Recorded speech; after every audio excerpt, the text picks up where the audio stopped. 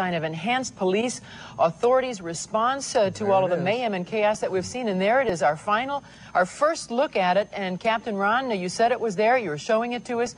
Can you talk to us about it a little bit? Clearly, these are the armored units. We're out here just on Figueroa, just south of the Coliseum, and you can see one of the first National Guard units that's being deployed. It appears that they're at a command post or a minor command post of the police department here, probably awaiting their deployment orders. And you can see some of the National Guard troops that are standing around that armored vehicle at this time. There's also another report of another vehicle just like this one over in the Crenshaw area. That would be Crenshaw Boulevard near Pico. So at this point we know that there's additional deployment of this National Guard as we speak. Christine? Those are Humvees, I believe, Captain Ron. Those Humvees carrying, I think, up to at least a half a dozen troops, and they are heavily armor-plated, and they can move into any area, and they can take a lot of firepower, but more important, they can pour out a lot of firepower from the Humvees. We first got an indication of how effective they are, of course, in Operation Desert Storm. Many of these National Guardsmen being brought in fact, as we understand it, Barney Morris reported earlier, it's his understanding that they are, in fact, Desert Storm veterans as well as Vietnam veterans. So the long-awaited deployment of the National Guard in Southern California is now coming into place. 2,000 troops online, 2,000 to be deployed later today. Earlier this morning, we should point out, President Bush, in a nationwide address, said that the federal government is prepared to offer any and all assistance to Southern California.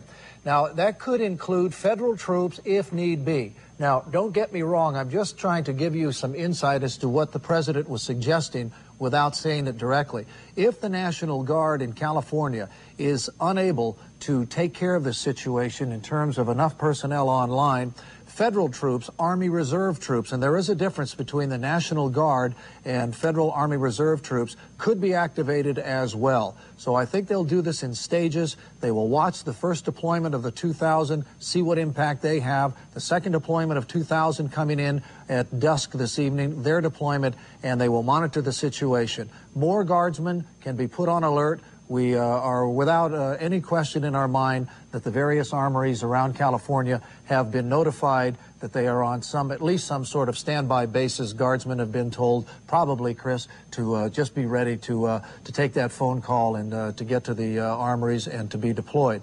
But on top of it all, federal troops, if this doesn't work, federal troops, and we certainly hope it doesn't get to the point where the feds have to come in, but if need be, they too will be deployed to put down the rioting and the looting that we've been experiencing last night and throughout today. Okay, certainly it's fair to say that the federal troops are all there, and also that pretty much what Bush was pointing to directly was assistance from the Small Business Administration, assistance of that sort, and other forces certainly exist.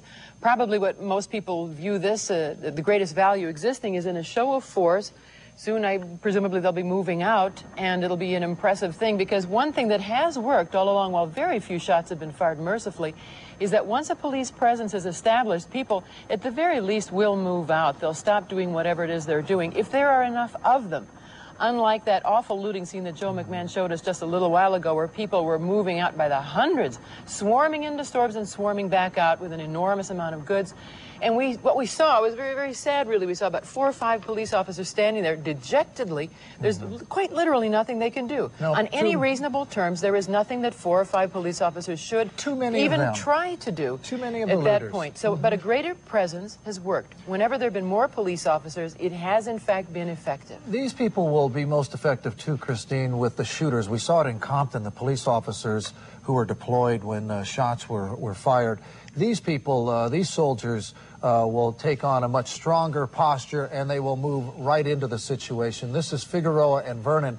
With a Humvee, they will be able to literally move right up into an area where they are trying to, where they're receiving fire, or if shots are fired. Guards, these kinds of soldiers are better trained to tactically move into an area and to quell that sort of activity. You know, considering the unprecedented level of chaos that we are experiencing in our society, and the fact that the perimeter of this chaos is just doing nothing but expanding, we have seen, relative to that, proportionately, relatively few shootings, which is an absolutely wonderful thing. However, I've got to say that we have had another injury to a firefighter. One was shot in the face earlier, shot in the jaw, shot directly in the face, and now there's another firefighter that has been injured. A firefighter who's come in from Santa Ana, was working with County Fire Department strike team, shot in the thigh. A rescue helicopter was dispatched to evacuate him, and the shooting occurred there, 98th in Vermont, and we hope he's going to be okay.